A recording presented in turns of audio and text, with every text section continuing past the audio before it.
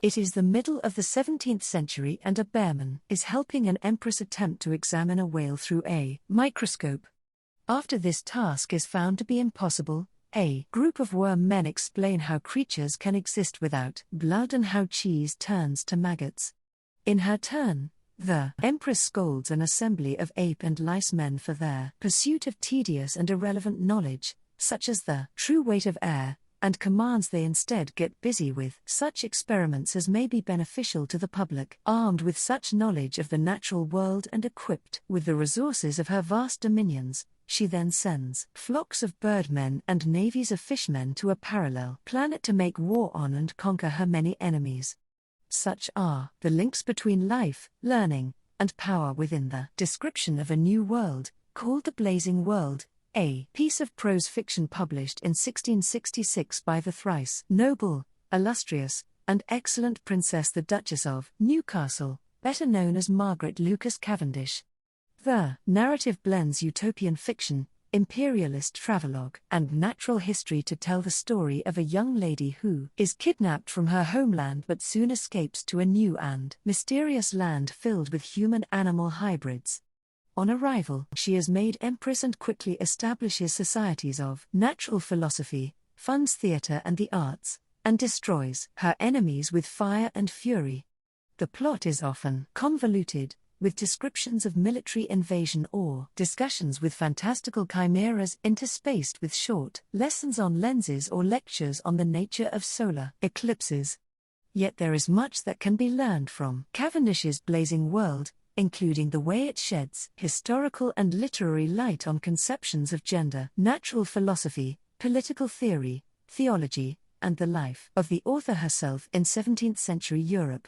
For example, in the emphasis on the stability of a realm in which everyone from the lowest flea man to the highest emperor knows and respects their place in the natural hierarchy, we can see echoed Cavendish's royalist sympathies. Histories of feminism have also mined Cavendish's works, as they reveal the ways in which she saw her own position limited within a society shaped by both gender and class. However, less examined is the way that the narrative illuminates the history of 17th-century European imperialism, and how ideas about power, race, and conquest related to those of gender and knowledge.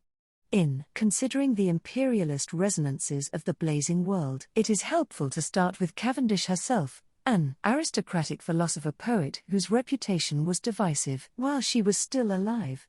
A brief look at her published works indicates the range of her intellectual interests: poetry collections, a play entitled A Comedy of the Apocryphal Ladies, and scientific works such as Observations on Experimental Philosophy, 1666, the latter of which originally included the Blazing World as an appendix of sorts. She was the first woman to attend a meeting of the Royal Society, where the all-male assembly protested her very presence. Of her visit, Samuel Pepys recorded in his diary that she was a good comely woman, but her dress so antique and her deportment so unordinary, that I do not like her at all, nor did I hear her say anything that was worth hearing.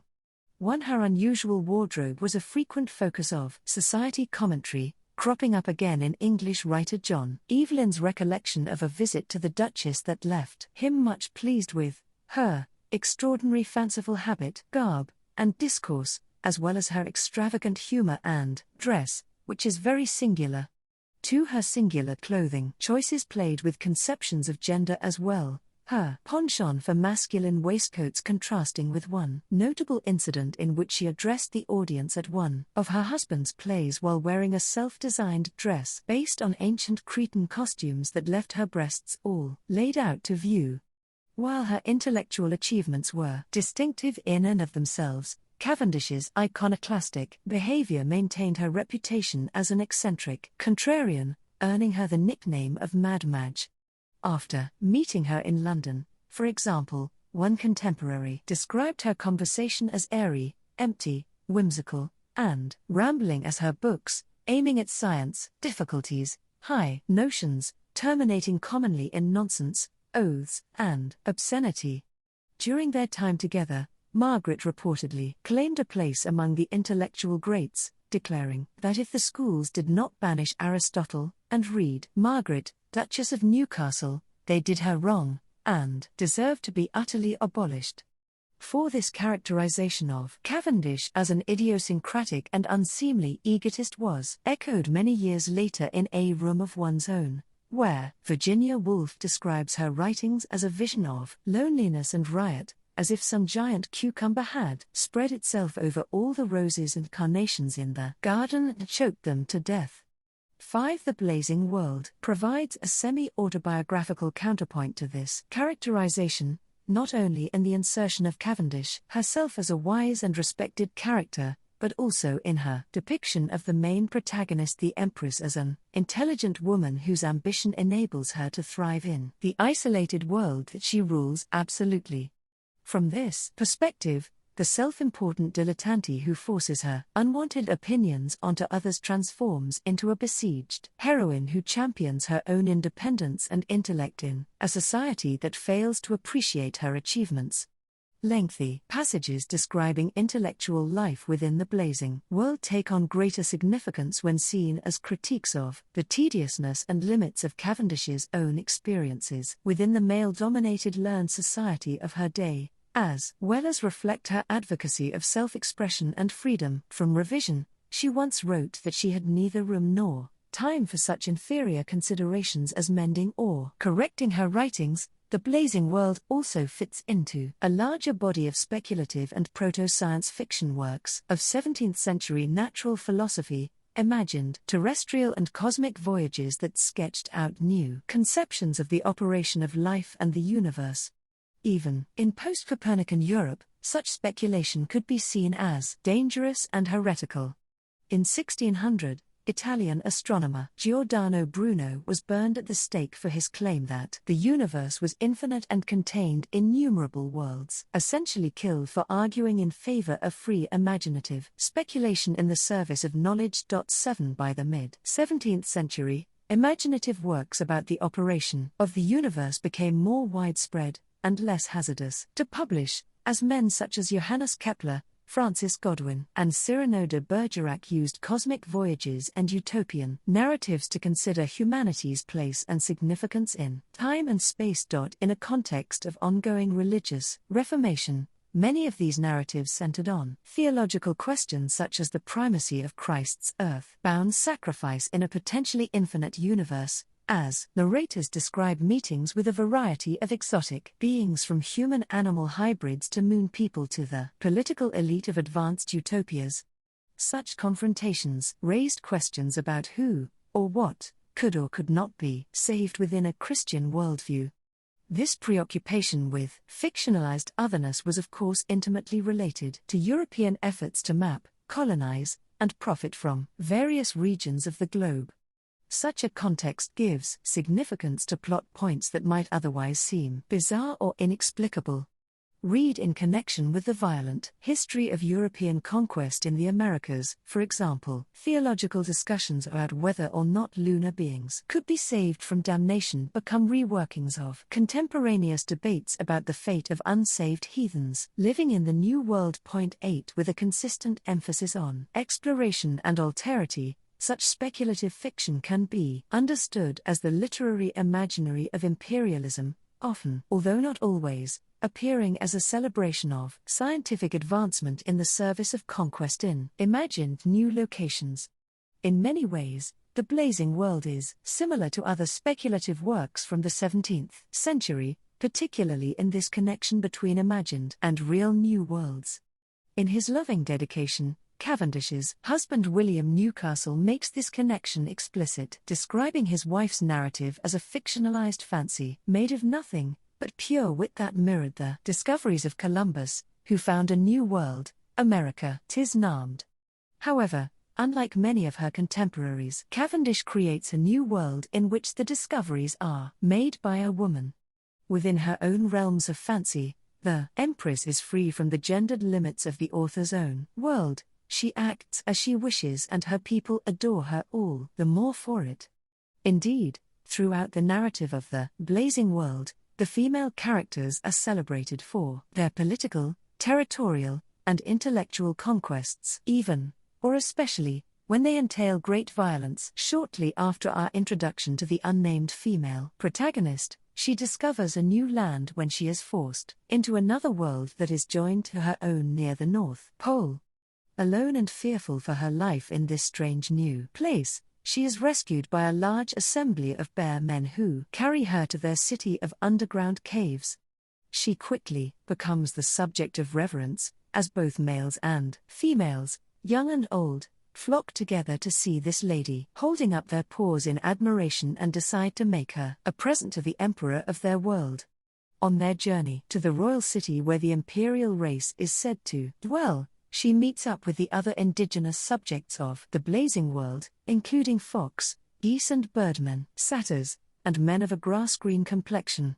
The newcomer learns the local language and observes remarkable technologies, including a ship powered by the extraordinary art of a certain engine which operated by drawing in and expelling a great quantity of air that could act as a motor and cut a path of tranquility through rough waters. Upon her introduction to the royal court, the outsider's beauty and radiance convinces the emperor that she is some goddess to be worshipped, wed, and crowned. The emperor seemingly brushed aside. The woman now has absolute power to rule and govern all that world as she pleased.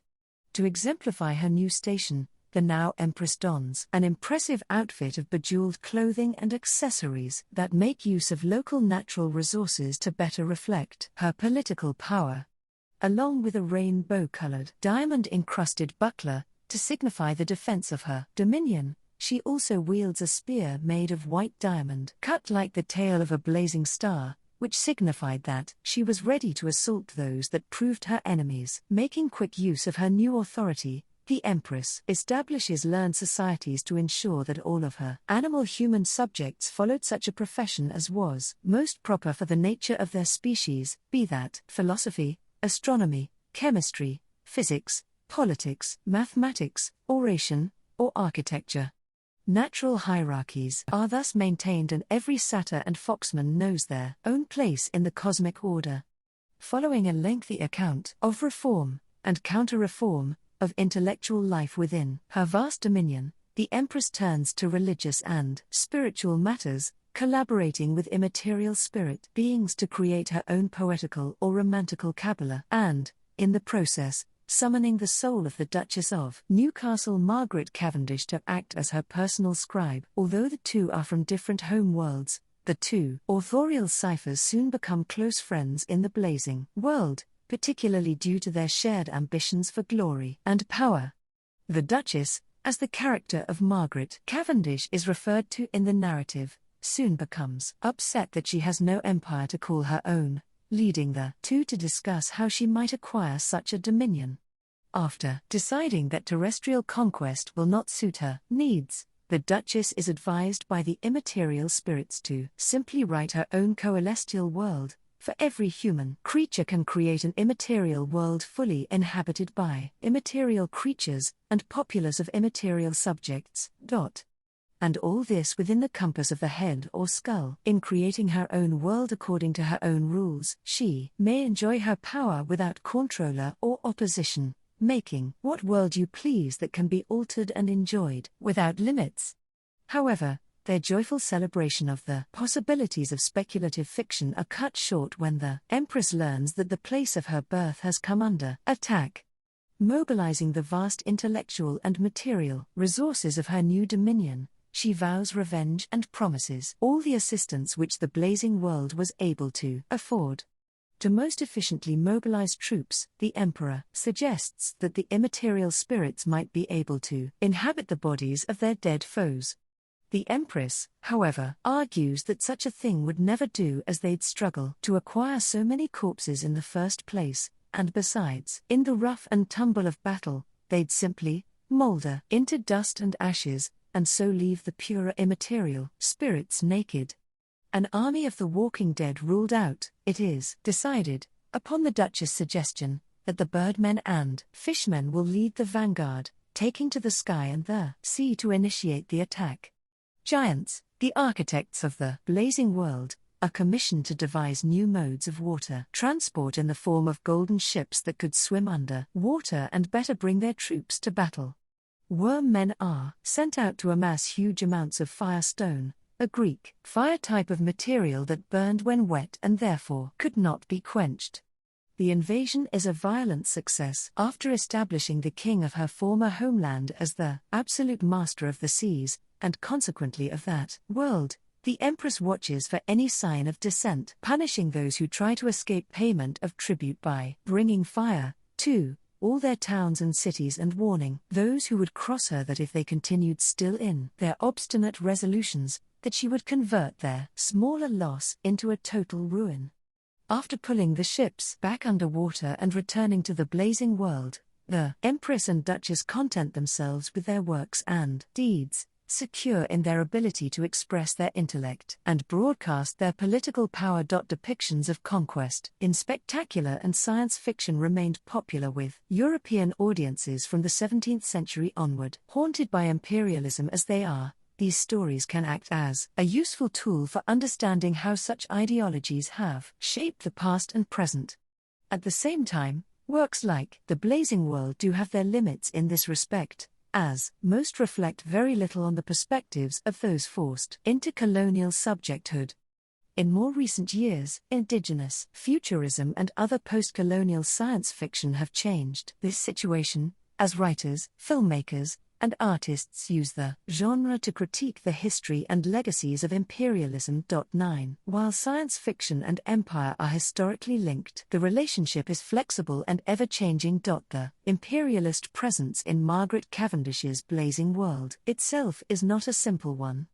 Her drive, through the character of the Empress, to conquer and exert power in her imaginary realm, this new world all of her own, seems a response to real-world limitations she encountered as a woman in the 17th century, albeit one specific to the privileged world of a duchess. If imperialist ideology inhabits the genre of science fiction in the imagining of interstellar frontiers of masculine swagger, we see here it takes a more unexpected form, a speculative domain for a woman to express her otherwise bridled will, where she is not forbidden from the most learned scientific societies but instead creates them. Indeed, she encouraged others, particularly elite European women, to create their own fictional realms to fit their desires, be that the expression of thwarted political power or securing respect for one's intellectual scientific prowess. In this, the character of the Empress mirrors that of the author, whose preface asserts her to be as ambitious as ever any of my sex was, is, or can be, and whose creation of worlds means that though I cannot be Henry V, or Charles II, yet I will endeavour to be Margaret I, and, though I have neither power, time nor occasion, to be a great conqueror, like Alexander, or Caesar, yet, rather than not be mistress of a world, since fortune and the fates would give me none, I have made one of my own.